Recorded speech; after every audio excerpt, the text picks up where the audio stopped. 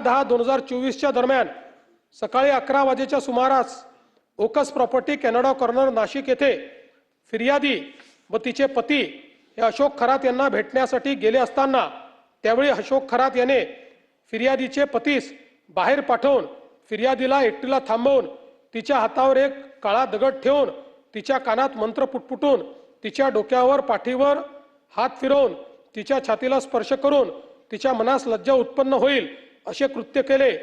तसेच तू घाबरू नकोस, तू माझ्या औरामध्ये आहेस, माझ्या दैवी शक्ती आहे, मी तुला स्पर्श केल्याने तुझे कल्याण होणार आहे, मी तुझी शुद्धी केली आहे, तू झालेला प्रकार कोणाला सांगितला तर तुझ्यावर देवाचा कोप होईल असा दम दिला आहे। या संपूर्ण मजकुरावरून फिर्यादीवरून सदरचा गुन्हा नोंद आहे। 4. सरकारवाडा पोलीस स्टेशन शहर गुन्हा रजिस्टर नंबर 78 2026 BNS 64-1-74-75-351-2 सह नरबळी अमानुष अनिष्ट व अघोरी प्रथा जादूटोणा प्रतिबंधक कायद्याचा अधिनियम 2013 चे कलम 312 तपास अधिकारी किरण सूर्यवंशी।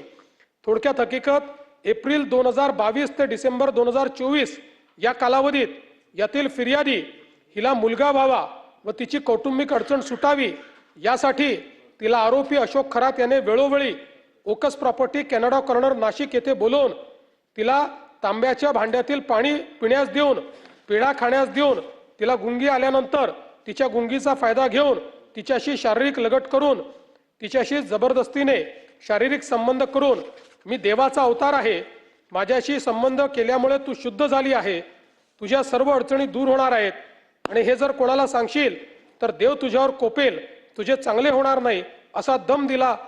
या आधारावर फिर्यादीवरून सदरचा गुन्हा नोंद झाला आहे। 5. सरकारवाडा पोलीस स्टेशन शहर गुन्हा रजिस्टर क्रमांक जे काही असेल संबंधित अधिनियम या अंतर्गत जुलै 2024 ते डिसेंबर 2024 या कालावधीत यातील आरोपी अशोक खरात याने यातील फिर्यादी हीच बोलवून मी शंकराचा अवतार आहे, माझ्याकडे दैवी शक्ती आहे, मी तुझी शुद्धी करतो, तू नकार दिला तर तुझ्या मुलांचे भविष्य वाईट असेल, सर्पदंश होऊन त्यांचे दिवाचे बरे वाईट देखील होईल अशी भीती दाखवून ओकस प्रॉपर्टी या कार्यालयात बोलवून तिला मिठाई खाण्यास देऊन तिच्या पाठीवर शरीरावर हात फिरवून कानात मंत्र उच्चारून फिर्यादीचे इच्छेविरुद्ध जबरदस्तीने बलात्कार केला व या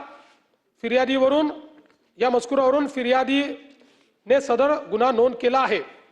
आता SIT मध्ये जो काही पुढील तपास याच्यावर चाललेला आहे, सदर तपासात जप्त पेन ड्राईव्ह मधील व्हिडिओतील पीडित असलेल्या उर्वरित महिलांकडे तपास करून आरोपीने केलेल्या कृत्याबद्दल तपास सुरू आहे। दाखल गुन्ह्यांचा परिपूर्ण तपास चालू आहे।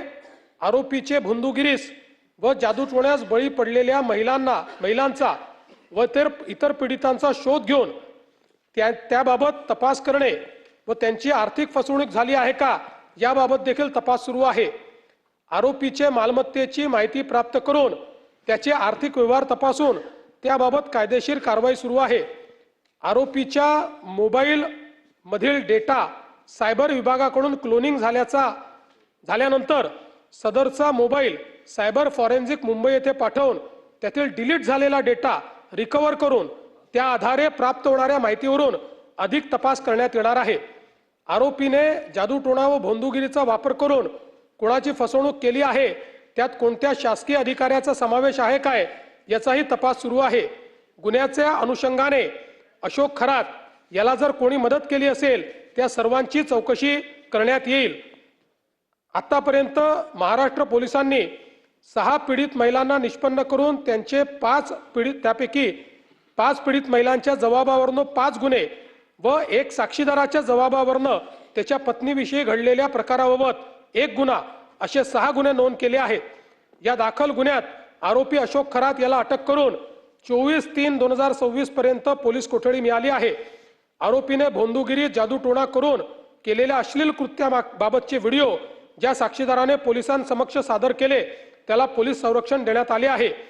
या संपूर्ण प्रकरणात आजपर्यंत एकूण 8 गुन्हे दाखल आहेत।